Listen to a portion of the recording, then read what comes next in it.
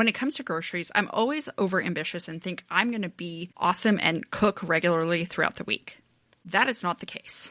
Hungry Root is perfect because it's your own personal shopper. So they take care of your weekly grocery shopping, recommending healthy groceries tailored to your taste, nutrition preferences, health goals, which makes cooking so much easier for you, Amy. When I shop for my Hungry Root box every week, I look at my schedule and determine how much I'm willing to cook and how much I need pre-prepared, and always make sure to check the time those recipes take to make.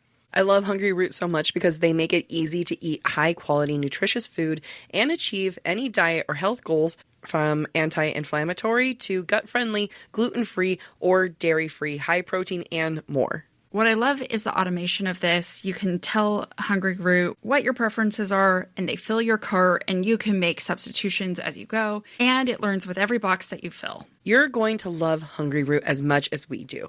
Take advantage of this exclusive offer. For a limited time, get 40% off your first box, plus get a free item in every box for life. Go to hungryroot.com/booktalk, BOOKTALK, and use the code BOOKTALK.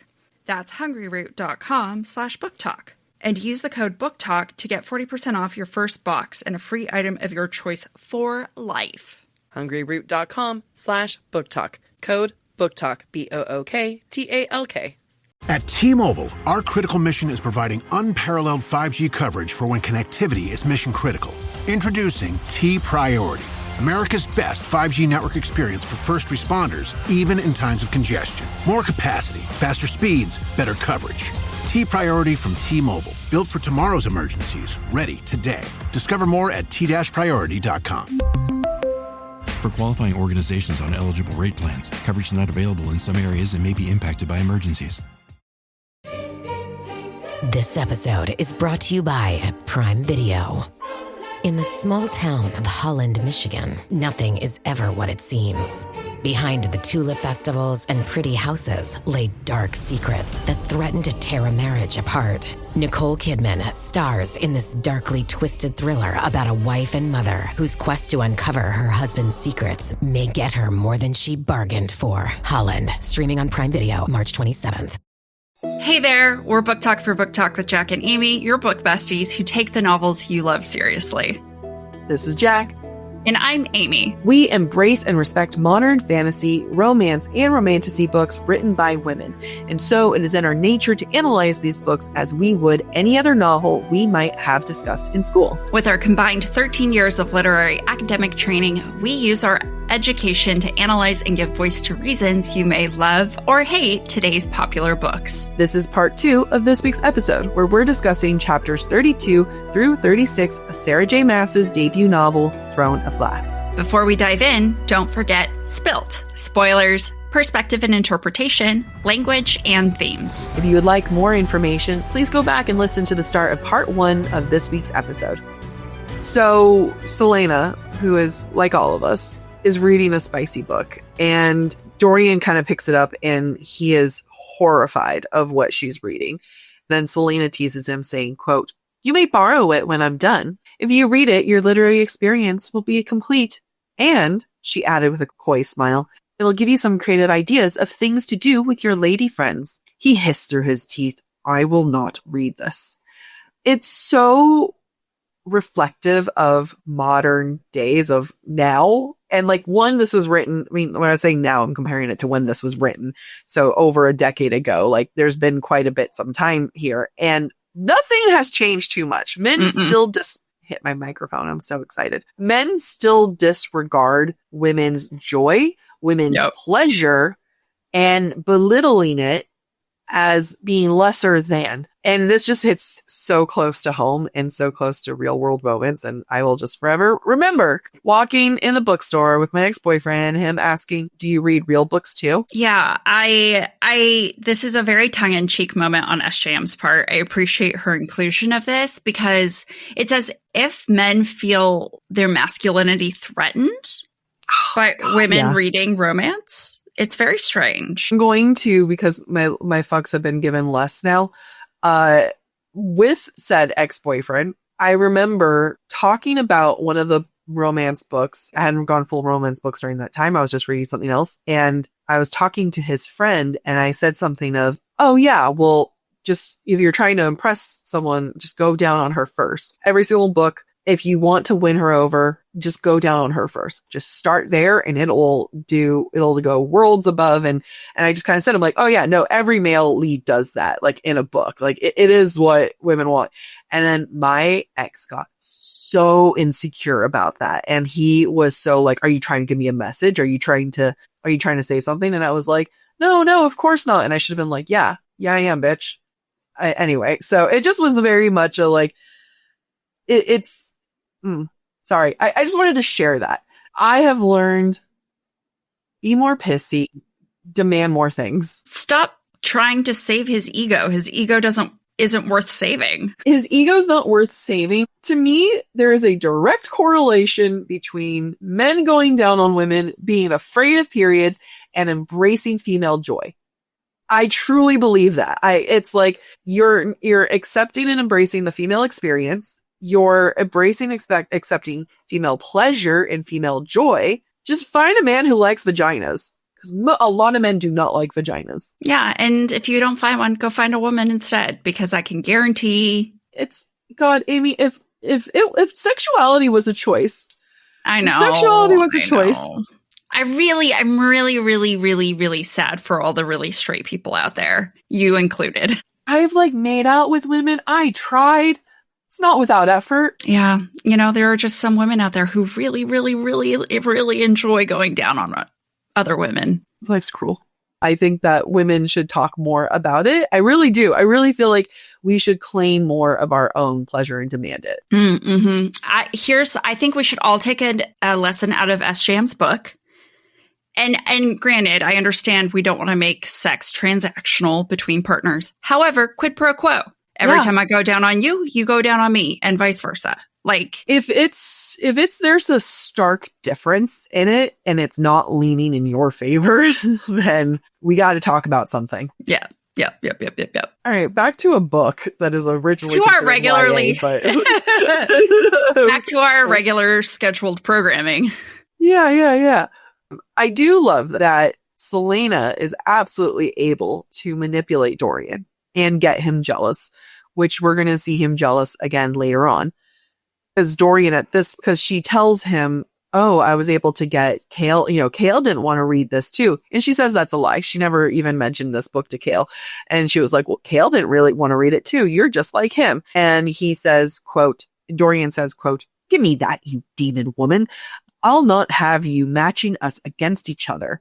By doing that, he's allowing the matchup. However, this is just now brain connecting. She's going to be called a demon again by Philippa when she has a red mouth. And she's going to be the most flirty in a way with Dorian. That's when he gives her the puppy. That's when she kisses him on the cheek. That's when there's a lot of flirtation happening while she has the red mouth.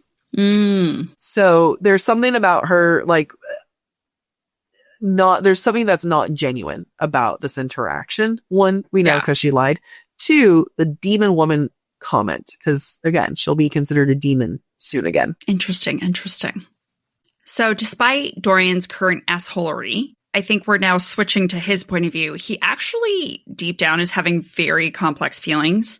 Despite the fuckboy behavior he is accustomed to around Yulmus, which he lets the reader know through his own thoughts. Quote, now he had a sinking feeling in his stomach. How could he celebrate when word had just arrived of what his father's soldiers had done to those Ilway rebels? They hadn't spared a single life. 500 people, all dead. How could he ever look Nehemia in the face again?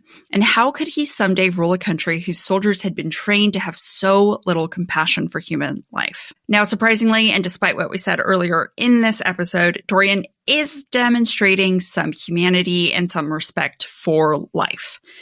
And knowing that tempers the earlier bad behavior. Even though it's not okay that he's not listening to Selena when she's like, I want to be alone. Maybe he refused to leave her because he needed to be comforted, and only Selena, in his mind, understands and tolerates him. Now, he doesn't know how to communicate those needs, so he resorts to his entitled royal behavior because that's what that's his persona. That's how he knows how to act.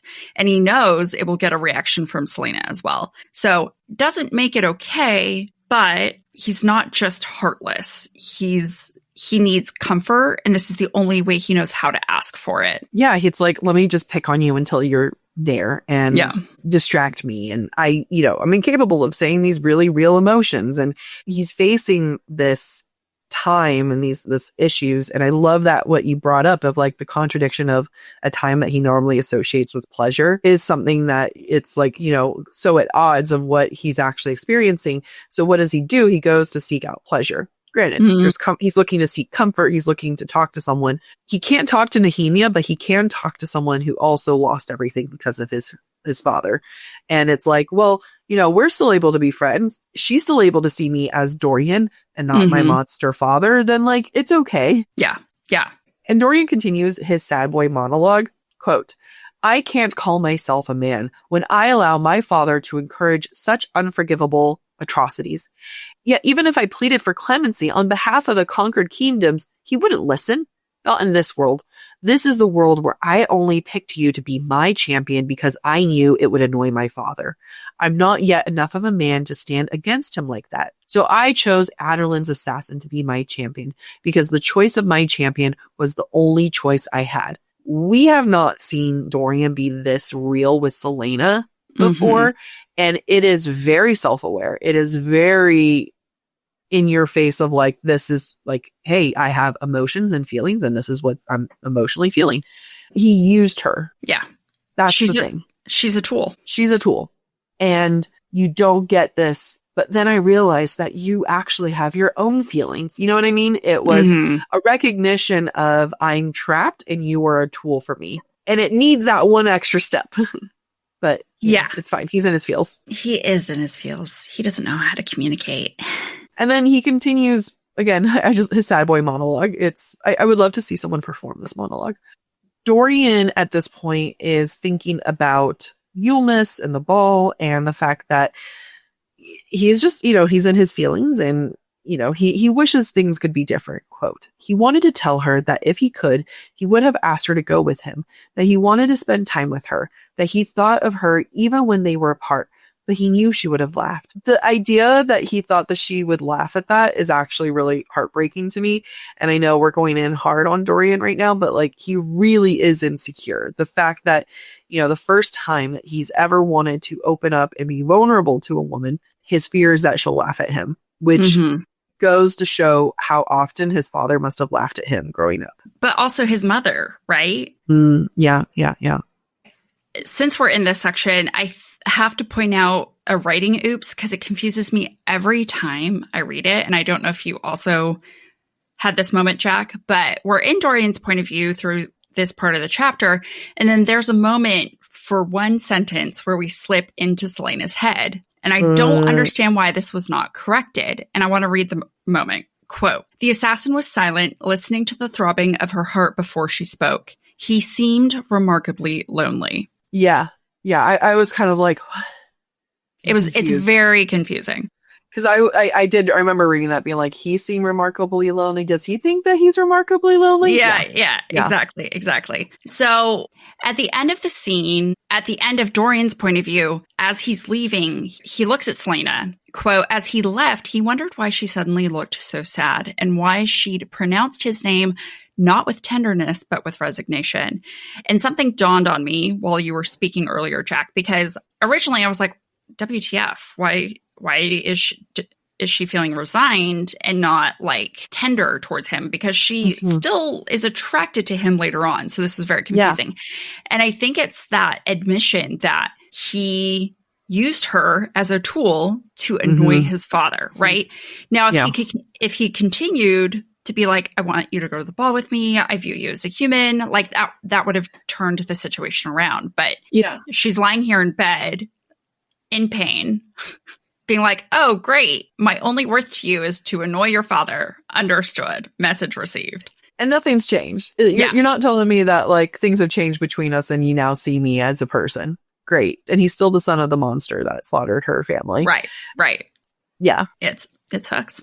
Bad move, Dorian. Yeah, I really want, it is confusing because she goes from like an understanding, but then flirty with him. Mm-hmm. And it just adds a level of superficiality to their flirting. Yeah. Because it's like, because we know the truth that she's resigned. Like she knows what's the reality between them. Yeah. And it does beg the question if, though, despite her physical attraction, despite the things that we will get, is it really all about survival for her? Are her interactions with Dorian purely survival, and she has to do the alteration? She has to convince herself that she's actually interested just to tolerate it. Is she attracted to him, or is he just a man on the stage with a guitar? Yeah. I ask myself this constantly. We're back into Celaena's point of view just before the chapter ends. And it's at this point that Celaena thinks, oh, maybe Chaol came by earlier to ask me to the You'll Miss ball. Whether or not that's true, that's what Celaena thinks. And then she follows up that thought with, quote, the last thing he'd ever do would be invite her to a royal ball. Besides, both of them had more important things to worry about. Celaena closed her eyes and smiled. She could think of no nicer You'll Miss gift than for Cain to be found dead the next morning. Now, I bring this up because I think it's going to be relevant in our next episode as well, that Celaena is going to combat her, I'm going to call quote unquote feminine urge, the childish, girlish desire to go to a ball, to dress up, to have fun and dance. She's going to combat that with her masculine need to kill, with her masculine The other feminine urge. Also true. The other feminine urge of Cain needs to die. I need to win this competition. And we see that here right now. Celaena is combating the potential feelings she might have about Chaol, thinking about Chaol wanting to ask her to a ball, to be like, nope, gotta focus on the goal. Let's not get distracted by feelings. Let's focus on killing Cain or getting Cain to die.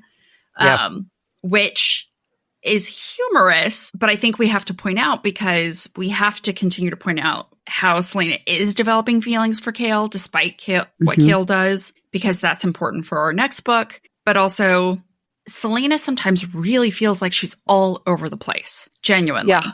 Yes. And I think that's what makes this book difficult to read for other, for first time readers. So this is why we have to dive deep. That's why we got to dive deep. We are in chapter 35, and we start out in Chaol's point of view, and he's observing Dorian and Celaena while they're walking around, and he notes that Celaena has a white cloak. Below him, two figures slowly wove through the hedges. Celaena's white cloak made her easy to spot. And then a few paragraphs later, we're going to get, quote, she was deceitful, cunning, vicious. And that goes, and the reason why I'm bringing up these two quotes kind of back to back is the fact that there's a contradiction between the two, is that he, being Chaol, is viewing Celaena in a very innocent way. Because again, white, think about purity, think about this innocentness. And then, but it's at the same time, it kind of contradicts this idea that she is deceitful, cunning, and vicious. And, Chaol views these attributes on her as a negative thing.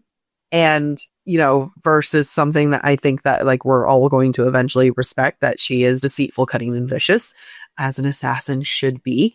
And I also kind of get this, like, sometimes we talk about like this innocence and this, men condemning women for being a temptation. And we see that all the time. We see that like, things with the Crucible, and, like women have always been condemned for their temptation. You can even go back to Adam, Eve, and Lilith if you want to. It was Lilith. Lilith is supposedly, was made at the same time as Adam, does not come from her. And she was like, the fuck, I'm not going to sleep with you. And then she bounces and then becomes a succubus, a queen of succubus or something like that. Badass, some might say. And, he continues to condemn her for his temptation for her and his desire for her. So it's like, but I want to note that this coat is viewed in his point of view. When we get Celaena's point of view, it's going to be viewed a little bit differently. I want to continue part of that quote that you read from Kale's point of view. Quote, logic and years of experience screamed at him to be with them, even though 6 guards trailed them. She was deceitful, cunning, and vicious. What I find so interesting about this scene is it's directly after the scene where Celaena's like, nope, not going to think about Kale wanting to ask me to the ball, going to focus on killing. Kale's kind of going through the same thing here. He's combating his, I'm going to say, again, just feminine, masculine, not really, just go with us. He's combating his quote unquote feminine urge for empathy and trust, because he does say, I trust her, but she's deceitful, cunning, and vicious. Yeah. But I do trust her. Combating I trust her, but there's masculine things about her, but she's a woman. I can't understand this. Yeah. Right. But he's trying to combat his feelings of empathy and trust with his false assumptions and mistrust. So they're kind of having this mirroring moment about their feelings towards each other. And Kale is convinced he is making an error. Quote, with each day he felt the barriers melting. He let them melt. Now barriers don't melt unless they're made of ice. So he's literally saying the ice around his heart is melting. It's melting. It's sweet. Is it when he's just like, no, stop. No, it's not sweet. Have we heard about my ex-boyfriends? My definition of sweet clearly isn't great. Yeah, I'm sorry. It's true. It's all right. Ultimately, though, I think the reason why Kale is struggling is because he does respect Celaena. You know, he thinks about the fact how she's endured so much, especially in Endovier, that at 17, she can still laugh and joke despite her experiences. She endured Endovier at 17, and a year later could come out still laughing and joking. And Kale's just like, I just don't think I would be able to do that. I think I would have died. Kale can't help but admit that Celaena's resilience is a strength and something to be valued. And he hates that he thinks that, but at the same time, he doesn't ignore that he thinks that. And I think ultimately, though, Kale and Dorian neither are a good fit for Celaena, Kale does ultimately become the better match for Celaena compared to Dorian because he's capable of seeing Celaena's truth despite all her, hidden identity, whereas Dorian is really just self-centered. Yeah. Yeah, Kale really struggles with this. He struggles so much, not just with her, but like she also makes him realize things about himself. And both Dorian and Kale are having that moment of, wow, this woman is really making me reflect and think about things. I think that Kale goes that slight extra bit farther than Dorian does on that self-reflection. And I'll get to that in a few moments. But I do want to talk about Kale's thoughts on Celaena's resilience. She was a criminal, a prodigy at killing, a queen of the underworld, and yet she was just a girl sent at 17 to Endovier. This is one of the few times that I'm actually going to allow this whole, she's just a girl thing, because she was just a girl. She was just a child. And, although it's only been a year, so you can't tell me that she's suddenly a woman, but, whatever. It does have this understanding that she was a child. There's a lot of things that she did not have a say in, and she was sent to a really horrible place that should not exist. And he continues to think about that and just reflecting on how horrible Endovier was, thinking, quote, he wasn't sure if he could survive Endovier, let alone during the winter months. He'd never been whipped, never seen anyone die. He'd never been cold and starving. And I do enjoy that he is facing his own privilege. I do enjoy that he's sitting here thinking wow, I am lucky that I never had to experience that. That being said, I would like to have had him come to that experience with someone who was not the pretty white woman. There's plenty of slaves there that are experiencing that. Would have been great for you to have empathy for them and not just the one you want to fuck, but okay. Whatever gets you to start thinking, sure, I guess. We'll make those connections later. Now we then enter into Celaena's point of view, and we get to see the white cloak through her perspective. Quote, the white fur-lined cloak did little to keep the frigid air from freezing all of her. And it's funny because it's in his perspective, there's an innocence to her. There's this it reminds her of her youth and her girlishness. And to her, she's like, I am fucking cold. And this layer of innocence does not protect her. This layer of girlishness, this childishness does not protect her from the cold. Again, we have this reality where she's like, she's been through it. So while he looks at that and thinks like, wow, she really was just a young thing, she's wearing the cloak and she's like, this is not strong enough to get me through this freezing day. Yeah. Yeah.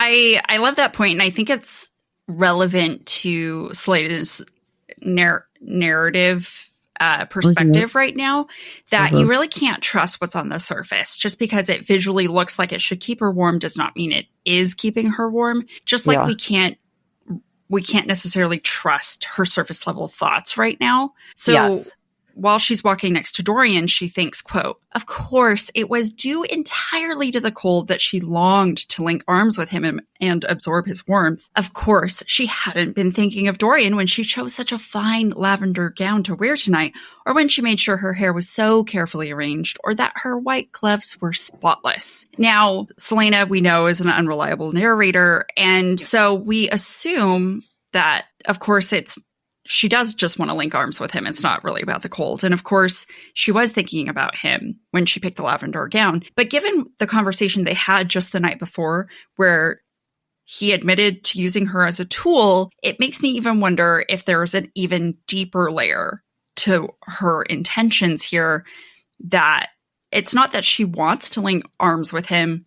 She is now using him as a tool. Yeah. She is now playing to his thoughts and desires towards her, because remember, she can convince him to save a puppy. She could probably convince him to keep her safe should things not turn out the way she wants it to turn out with this duel. So, on one hand, I want to think she just really likes him, but I don't think that's the meat of it. I don't think that's the ultimate truth. Yeah, especially since we got from the night before that she is ready and willing to hit them against each other, them being Dorian and Kale.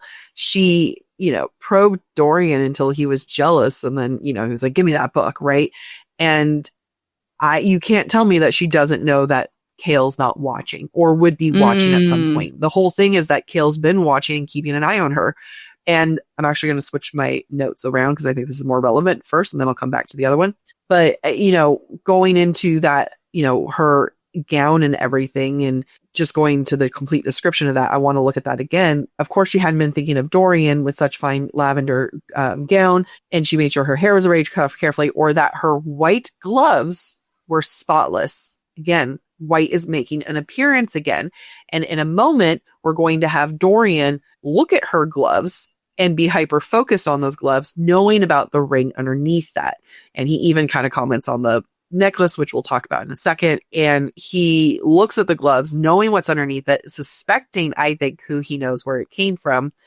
And we get this moment, quote, though she wore gloves, he glanced at her hand where the amethyst ring always sat, and the spark died from his eyes. So there's a ring that came from someone where it always is there, and the white gloves is now something that she's trying to shield Dorian away from Kale. So there's this level of, and I don't want to say this in a negative way, I don't think her manipulation of these men is a bad thing. I think we do more of that. But it is a moment of manipulation there, in that she's using this white gloves, which we can assume is just as weak as her white cloak, to hide this connection that she has with Kale. And I just had a thought. The lavender gown matches the amethyst in the ring that Kale gave her. So really, it wasn't necessarily Dorian she was thinking about. It was Kale she was thinking about, right? Because that's who she was thinking of before she went to bed last night, Kale and Kane. And the white in this chapter, go ahead. Sorry, I'm a little hyped. Keep going. Yeah, I was just going to say the white is meant to distract Dorian, but the lavender is really for Kale, which is underneath the white cloak, right? Mm-hmm. And she'll even say later in this chapter, and I'll talk about it again, of well, why isn't why doesn't Kale laugh with me? Isn't he attracted to me? So there is this what about Kale kind of vibe here. Yep. I'm going to hop back to one of my notes that I kind of skipped over. And I've been saying this from the get-go. I'll say it again. The tests feel weak to me. So she's thinking about the test and she thinks, quote, the most exciting of which being an obstacle course, which she passed with only a few minor scratches and bruises. So there's a stark contrast between what's actually happening around them versus these tests, right? Because these tests were really hyped up of like, you guys are going to have to try to survive and good luck with this. It is very underwhelming. We don't even get much of a visualization of these tests. And when we do, they're honestly like not all that impressive, or they don't seem hard coming from someone who is incapable of doing those things. But she's a badass assassin. You know, she's obviously would have to do that. So at first I was like, is this because it's a writing device and SGM just doesn't want to deal with this, or, you know, being like, there's a lot going on, I can't go into it. However, I would like to say it's almost like a red herring with its lack of difficulty. Selena and everyone is able to feel so kind of more confident of like, well, these are easy, that you're able to be distracted in theory with all these deaths, but Selena's not distracted. We get a lot of lore with the eye. Dorian like notices her necklace and is like, hey, is that the eye of Elena? And she's like, no, What? No, not at all. I've never heard of her. Elena, who knows? Huh, that seems really weird.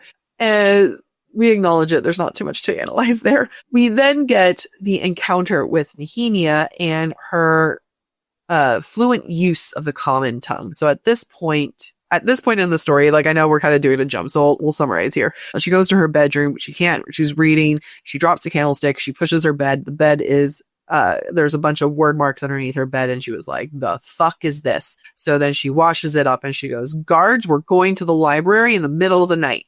And no one questions her for going in the middle of the night. And who is there lurking in the corner, almost waiting for her, is Nehemia by candlelight. And she's like, my girl, what are you doing here? And then Nehemia, in perfect common language and without a single bit of accent, was like, what do you think I'm doing here, bitch? So, am I wrong?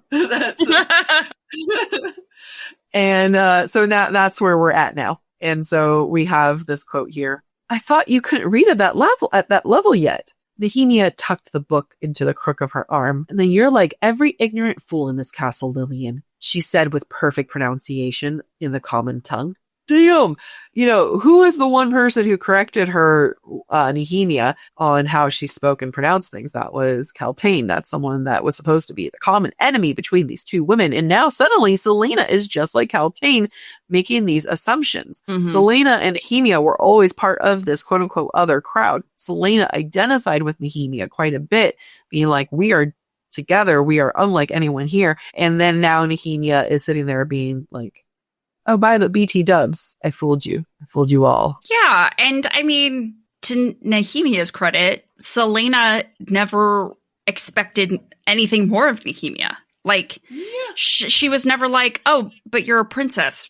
Weren't you trained early on in life? Like, you received special training just like I did when I was a princess. You know what I mean? Like, yeah.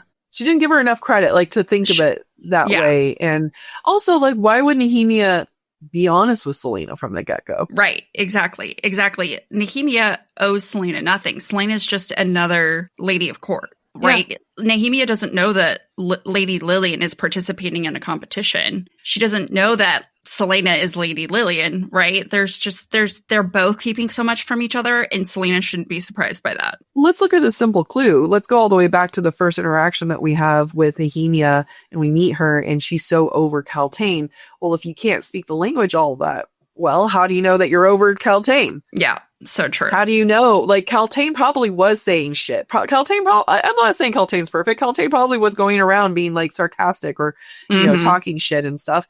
And how would Nehemia be over her in a heartbeat like that? Yep. Honestly, Kaltain probably treated Nehemia like a dog, being like, oh, I'm so happy to be doing this with you, and you're not annoying at all. You know what I mean? Yeah, she probably said things with a smile on her face, and then just, and like said things. And, you know, like, she doesn't understand me. Yeah, I mean, like, there's probably more clues that we're not thinking of, but yeah, to your point, she's a princess. Why wouldn't she have that experience? And Selena never questioned it. So right. And now that Selena's had this encounter with Nehemia, instead of being like, wow, I'm the asshole. Instead, she begins to doubt Nehemia. Quote, Yeah. No, Nehemia couldn't have played her like that. Nehemia wouldn't have lied day after day about how little she knew. Nehemia had been the one to tell her that the etchings in the garden were word marks. She knew what they were. She'd warned her to stay away from the word marks again and again because Nehemia was her friend, because Nehemia had wept when her people had been murdered, because she'd come to her for comfort. Selena, because she has PTSD when it comes to female friendships, is feeling used and betrayed, and likely ashamed that she allowed this to happen to her again. Ultimately, though, from my point of view, Selena begins to act like OG Kale. Like, immediate doubt, immediate distrust, immediate assuming the worst, instead of trying to have empathy for Nehemia being the princess of a captured and enslaved people. This is funny because it's like, this is one where I actually don't blame either women at all. Like, I would be as suspicious as Nehemia as possible. I would feel betrayed. I would 100% be like, wait a minute, I thought we were friends. Like, why are you? And also, like, Nehemia revealed it in the most shady, scary way possible. It's true. I'm going to be in this library in the middle of the night lit by just a candle, and I'm going to be mean to you because she wasn't necessarily nice to her. Yeah. And then because I'm pretty sure she leaves like the note, and it's not even a note. It's the drawing of the same word mark underneath her bed.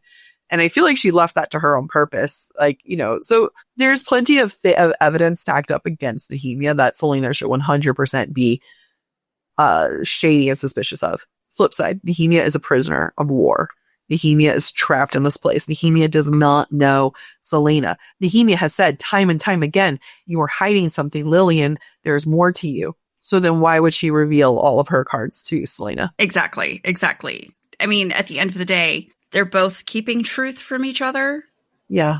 And it doesn't look good. It doesn't look good for Nehemia. Yeah. It doesn't look good for either one.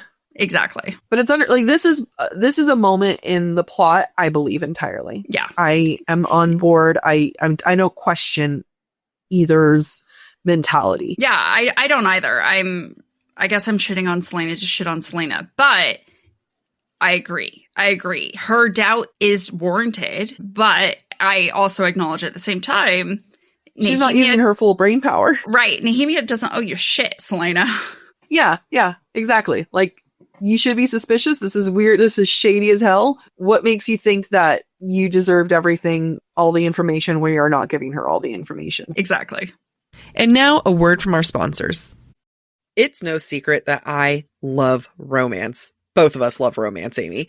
And I love listening to romance and romance stories. The spicier, the better. Which is why I adore Dipsea, an audio app made for romance lovers with short, spicy stories that immerse you in the fantasies you've been craving. Dipsea is a woman-founded app for spicy audiobooks and more, created by women, for women, and the feminine gaze. I love it. I support it. I want more. And if you want more, their app has over 1,000 spicy audiobooks, all crafted by a team of professional writers and top-tier narrators. And really, the narration matters. Absolutely. Whether you're looking for a rugged cowboy or a Scottish sailor, a sexy rendition of Pride and Prejudice, or the god of the underworld, you'll find characters you'll love on Dipsea. I personally love all the werewolf ones. You know I love a werewolf romance. You really do. I do. And with their easy-to-explore app, you can search for your favorite romance genres like contemporary, historical, dark, sports, western, romantasy, sapphic, and more. New chapters are released every week, so you'll always find something new to enjoy. Right now, listeners of this show can get an extended 30-day free trial. Just go to dipseastories.com/booktalk to start your free trial. That's DIPSEA stories.com/booktalk, BOOKTALK, for 30 days of full access for free. Visit dipseastories.com/booktalk. We talk about a lot of different books on our podcast, Amy, but if there is one thing I just keep coming back to, it is romance. Imagine not only reading romance, but getting swept away in every stolen glance and touch. That is what you're going to find on Galatea. Galatea is a reading app where anyone craving a little me time can dive into a library of romance stories that leave you feeling recharged and fulfilled. There are over 1,000 bestsellers to choose, from shifter romance to bad boy billionaires, forbidden love, werewolf alphas, slow burn fantasy, teen drama, and much, much more. You know I love my werewolf alpha stories, and my billionaires, and my slow burns. Oh my god, all of it. Galatea is home to original series and standalone stories with an exclusive catalog of best-selling authors, with new chapters dropping daily, so there's always something new to explore. Over 30 million people have fallen in love with reading on Galatea. Join now to indulge in stories that make you feel like yourself again. Right now, Galatea is offering our listeners an extra 25% off on top of an already irresistible, affordable subscription when you go to galatea.com/booktalk. That's GALATEA.com/booktalk, BOOKTALK, to indulge in unlimited stories for even less. Head over to galatea.com/booktalk and go read about some werewolves. Are your ulcerative colitis symptoms proving difficult to manage? Tremfya guselkumab can help you manage the cycle of UC symptoms. At 1 year, many patients taking Tremfya achieved clinical remission, and some patients also achieved endoscopic remission. Individual results may vary. Tremfya is a prescription medicine used to treat adults with moderately to severely active ulcerative colitis. Serious allergic reactions and increased risk of infections may occur. Before treatment, your doctor should check you for infections and TB. Tell your doctor if you have an infection, flu-like symptoms, or if you need a vaccine. Ask your doctor if Tremfya can help you manage the cycle of UC symptoms. Call 1-800-526-7736 to learn more, or visit tremfyaradio.com. This podcast is supported by Progressive, a leader in RV insurance. RVs are for sharing adventures with family, friends, and even your pets. So if you bring your cats and dogs along for the ride, you'll want Progressive RV Insurance. They protect your cats and dogs like family by offering up to $1,000 in optional coverage for vet bills in case of an RV accident, making it a great companion for the responsible pet owner who loves to travel. See Progressive's other benefits and more when you quote RV Insurance at Progressive.com today. Progressive Casualty Insurance Company and Affiliates. Pet injuries and additional coverage and subject to policy terms.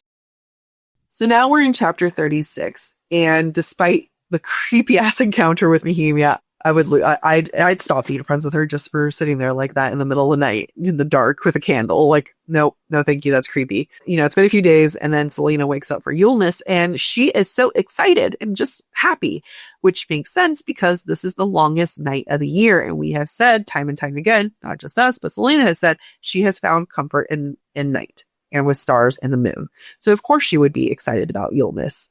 Quote, "There was something inherently peaceful about the day, despite the darkness of her encounter with Nehemia." So she is hyped, you know, she's ready. She's ready for the day. To your point, not only does she find comfort in darkness, she also found the truth about Nehemia in the dark. Oh, you're right. Oh my God. Continue, Amy. That was great.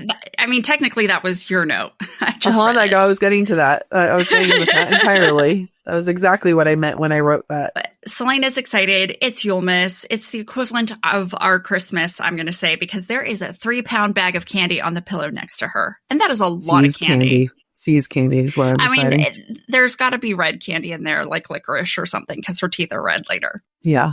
But I also want to acknowledge that someone, aka a man, aka Dorian, snuck into her room in the middle of the night and left her a 3-pound bag of candy on her pillow. I mean, he could have given it to Philippa. Philippa could have put it there. Mm-hmm. But Christmas, Santa Claus, Dorian, like, it feels like a violation. Well, yeah, absolutely. Selena thinks to herself, when she sees the candy, quote, how she adored candy. Now, this reminds me of how Selena reacted to porridge that first morning after she woke up from her nightmare about returning to Endovir. She was like, oh, how she adored porridge, but she needed to add more sugar and milk. I think that this reaction is very childlike, and I think it's because it distracts her from her anxieties about the monster in the palace, about Nehemia, and the potential connection. I think she allows simple pleasures to be heightened in order to counteract the very grown-up anxieties that she's having right now. Because she does act very childish in the scene. Even Philippa calls out how childish she is. So I'm happy that you're pointing out the counterbalance of trauma that she has to have. Yeah. And well, also think about, So speaking of Philippa chastises Selena for eating candy in bed because there's sugar everywhere and now her teeth are red, right? Philippa storms in towards Selena, quote, "Happy Yulemas indeed. Look at this bed. Look at this mess. Your teeth are red. And that's chocolate all over your mouth. Even my grandson doesn't eat his candy like this." So Philippa has equated Selena to a child. She is no better than a child. But on the flip side, I don't blame Selena. This is probably a moment, a day that takes her back to her childhood, to happier times. Yeah. She's waking up in a palace. She's warm. She's fed. Like, she's probably having a moment of like, this is what my life was, or this is what my life could have been like when I was 8 years old. So I think that childlike joy, that childlike experience is really speaking to Selena, like you said, and her trauma, and trying to counteract that trauma on what should be a very happy day. Yeah. It's our poor girl. Our poor girl. I will say, though, we'll get to this when Dorian shows up, and I'm jumping a little bit ahead there. There's something very cartoonish about this chapter. Mm-hmm. And I'll get there. But before we get there, Philippa, like we were saying before, calls Selena out for having red teeth, telling her, quote, "You look like a demon." And I want to go back to Selena's being compared to a demon. And her teeth are red. What's been constantly associated with red? The king. You can also associate it with blood. You can associate a lot of things with her mouth as being bad, which in my mind means what comes out of her mouth / what she uses her mouth for is all tainted and cannot be taken at face value. So, because she's about to have like a very kind of sweet moment with Dorian. Yeah, I think that's a great point. You know what it also makes me think of is this is all happening while Selena is doubting Nehemia and assuming Nehemia is associated with the murders of the champions. What is that murderer doing? The murderer is eating the innards of the champions. And so Selena herself looks like the monster that has been eating the champions. Yeah. And I think if we think of it symbolically, it could be like, you know, as much as Selena is doubting Nehemia, maybe Nehemia or others have a right to doubt Selena. And it's like the pot calling the kettle. Right, exactly. It's the pot calling the kettle black right now. Yeah. And we're seeing, and although this is cartoonish, it's also kind of eerie, creepy as well. Completely eerie, creepy. This chapter starts off very grounded, right? It starts off with her. It starts off with childishness, and then it goes grounded, and then it goes childishness. It's a very up and down chapter. And at first I was just kind of like, this is all over the place. Like, I don't know how I feel about it. But at the same time, I can appreciate it because this feels very much like Selena is battling with her own emotions. Because you get the beginning, it's like she's a child. She ate, her teeth are red. She ate chocolate. It's all over her face. But then Philippa calls her by her name, and Selena thinks, quote, "Hearing Philippa call her by her name sent an unexpected burst of pleasure through her." It's not truly her full identity, but there's that pleasure and that grounding moment in being called by her name, a name that she's been using for a long time. And that is, again, a moment of grounding, a moment of reality of just how lost she's been this entire time. There's a lot of freedom in a name. And all of this is getting her very hyped and is getting her hopeful. You know, she thinks, quote, "Her heart was big and as red as her teeth. There was good people deep down. There was always a shred of good. There had to be." So now you have this moment of desperation, right? It's this really grandiose, like, there has to be good. There has to be good somewhere in there. Where's this feeling coming from? Probably Nehemia, probably Dorian, probably Kale. So there's a lot of ups and downs here. I'm glad you read this quote, because now I'm thinking, you know, she's been equated to a demon. Her teeth are red. Her heart was as big and as red as her teeth. And she's talking about herself, right? Selena's almost talking about herself in terms of there is good. Right now, she looks like a demon. Right now, she looks like she could be the one killing all the champions and eating their innards. But she knows that there's good in her. And so she's trying to extrapolate that same logic onto the people around her, Nehemia included. And I think that's important, right? And I think that's why the visual of Selena looking like a demon is important, that just because Nehemia lied does not mean that there isn't also good in Nehemia. Yeah, it's such a balance of everything that's happening, right? Like, there is a desperation. There is this somberness Mhm. within her. Some might even call it solemn. But it's like, which will then reflect, like, all this reality of just how much she's struggling will reflect on her in her outfit, because she wears a quote solemn green dress, and you can look at the dress as being, so solemn being very serious, right? Very almost stoic, but it's very serious, type of an outfit, and it's green. So you can kind of look at it as terracin green. But then, contradicting with the red mouth, which is very, evil royal, like we've been talking about. Yes, it's also Christmas colors, but that's not what we're talking about.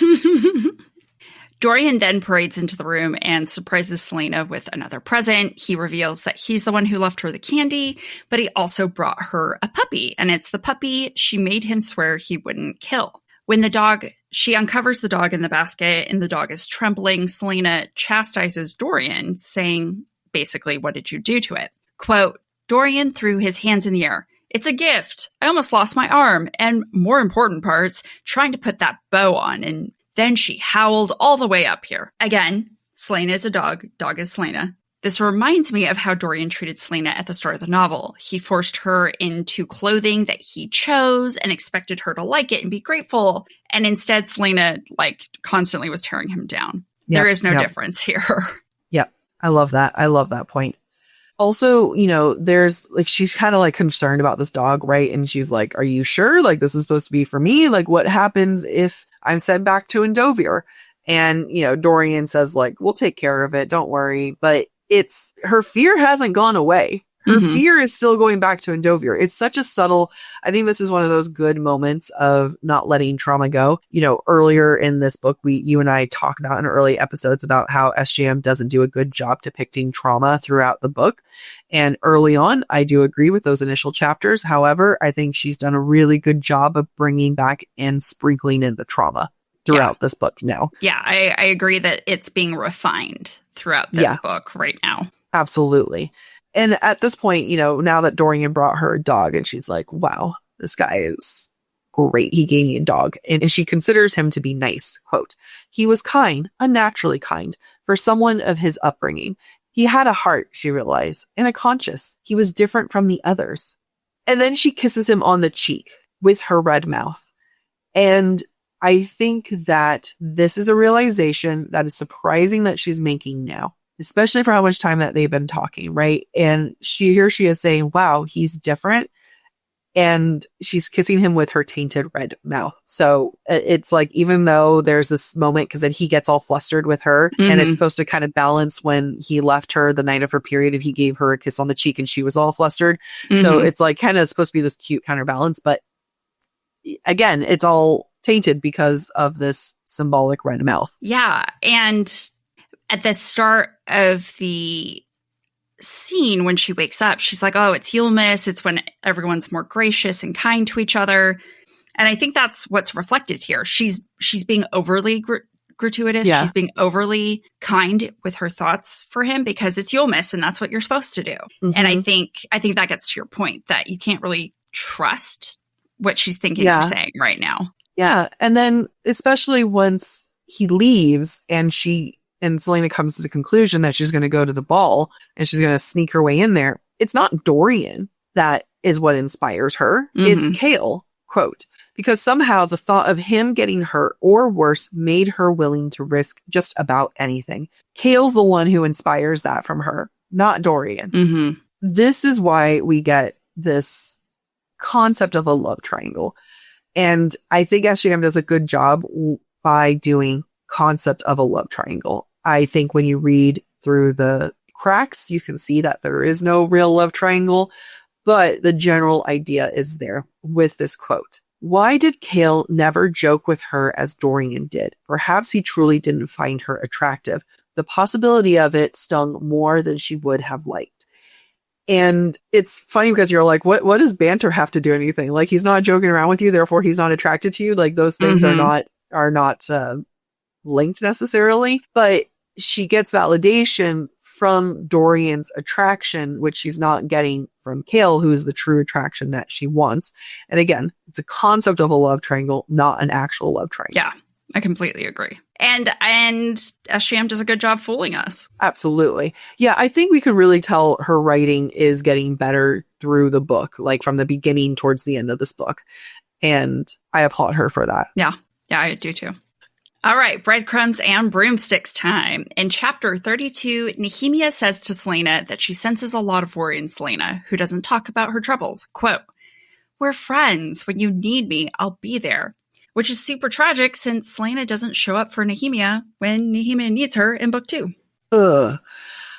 When Celaena sees Cain out and about in the gardens, she observes that, quote, "Even though it should have been impossible, he seemed to have packed on an additional 10 pounds of muscle in the past few days. In fact, every time she saw him, Cain seemed bigger and bigger. It's not natural." Celaena should have realized that. In chapter 33, while Parrington speaks to Keltane, who is high on opium, Keltane feels like, quote, "skeletons danced in circles around her head," which I feel like is foreshadowing her death in future books. It's like a cartoon when someone gets knocked out and they have things dancing around their head. That's what I see. Little cuckoo birds going around and around. Exactly. Yeah.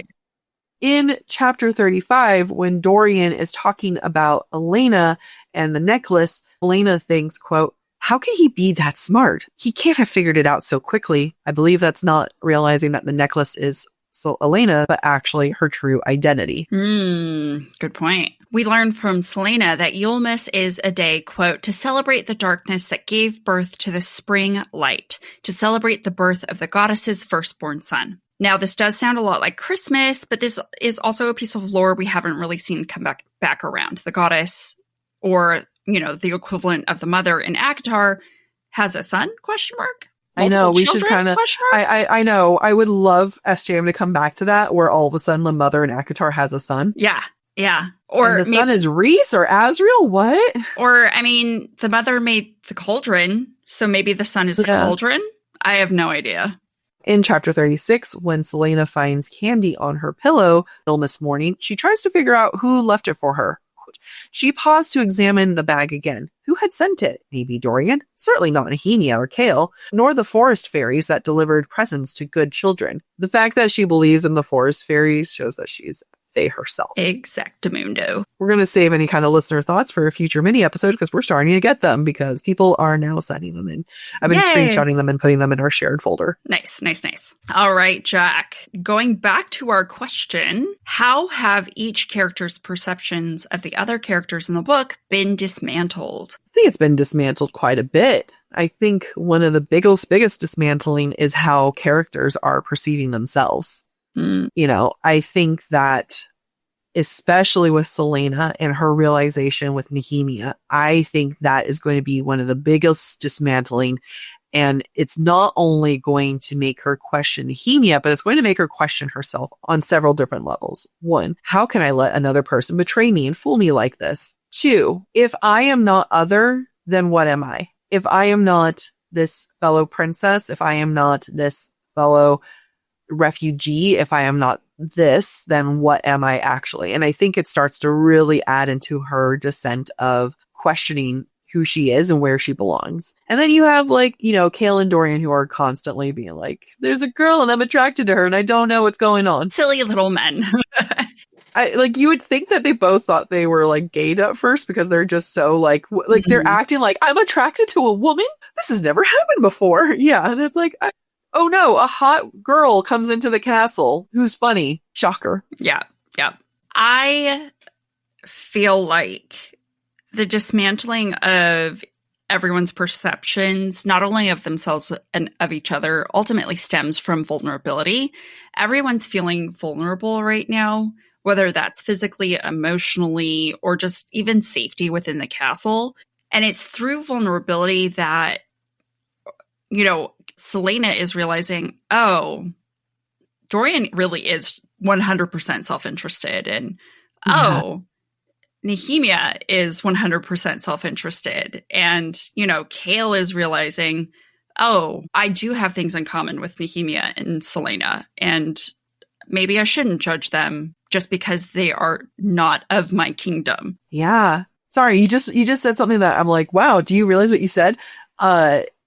Who's self-interested? wow, Nehemia is self-interested. She has her own motives. Wow, Dorian is self-interested. Who's the one, which again, he hasn't said, oh, Celaena, you're actually a person. You're not just my champion. We need those words, people. He can hint to it all he wants, but it's still not quite happening. Kale is really the one that has never had true self-interest in regards to Celaena. Yeah. His self-interest is to protect Dorian. Right. And what's the last thing he said to her before she threw up? Of like, if I were Nehemia's shoes, I would hope that I would fight for the right thing, right? He's demonstrating separation of self into other people's shoes. Right. That no one else is demonstrating right now. Sorry for cutting you off. I just was No.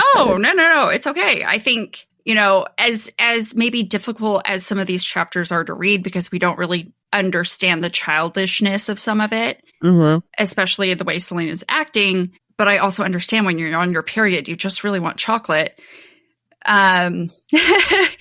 There is a lot that is happening from a character standpoint that I think is important for perspective as well as future relationships that are going to continue throughout the series. Yeah, I think you can really see her making a lot of choices, her being Celaena, a lot of choices that are going to impact her relationship with Dorian, her relationship with Kale, and most importantly, her beginnings of her journey to her own, we'll call it redemption, and fighting for herself and country. So I think that these last couple chapters between this episode and last episode have been kind of like all over the place where it's like, what are we doing here? But I'm happy with it too. It all feels still purposeful. Yeah. Would SJM now write it a little bit differently, a little more maybe in a way that we understand? Yes, I think so. But that doesn't mean there wasn't intention behind the way she wrote these, I think. Yeah. As random as they seem, there's still intention there. Yeah. Yep. Agreed. I agree.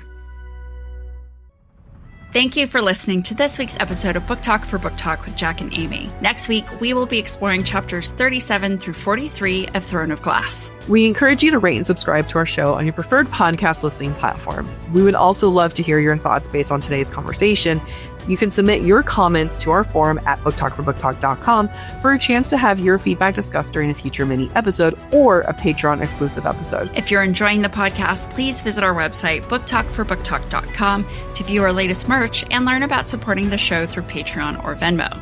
You can follow us on TikTok, Instagram, or YouTube at the handle Book Talk for Book Talk. Bye! Cool. Okay, I'm ready. Okay. I'm relaxed. Nope, I have like a huge knot in my back, but that's okay. How's the audio? I have one of those like hook things to... I actually just might have you use your elbow tonight. Okay. And if not your elbow, your entire body. Yeah. Be WWE wrestling on your back. I kind of need you to WWE my back. Like I asked Nicole to I was like, I'll breathe in, I'll breathe out, and I need you to put your hands and just like push down. And she just was like, she couldn't do it. Like, it just wasn't like, she was like, I'm trying. And then my mom, when I had her do it, she was too afraid of hurting me. And then she cracked her back. Oh my. It sounded like a really good crack. I need that. Well, I am here to provide pain. I am so happy. That's like, friends are meant to hurt me. Yeah. Still up for Joanne's after this? Yeah, I forgot we were doing that. Yay! Yes, I'm very up for it. Okay. Someone just got really excited. I'm so excited. All right, let's power through this then.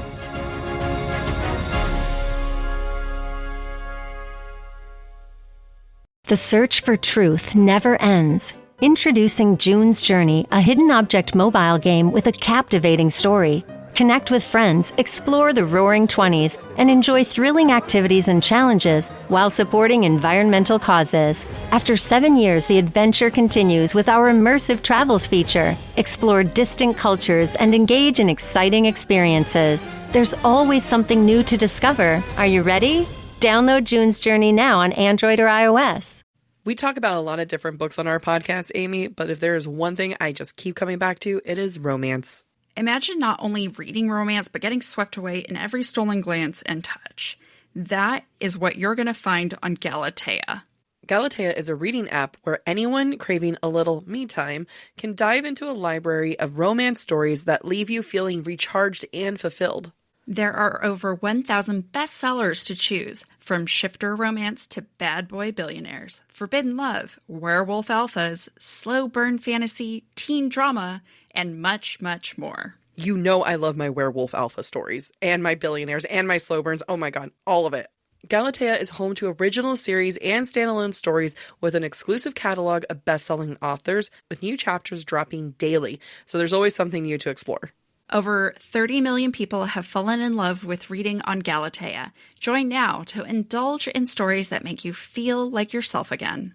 Right now, Galatea is offering our listeners an extra 25% off on top of an already irresistible, affordable subscription when you go to galatea.com/booktalk. That's GALATEA.com/booktalk, BOOKTALK, to indulge in unlimited stories for even less. Head over to galatea.com/booktalk and go read about some werewolves.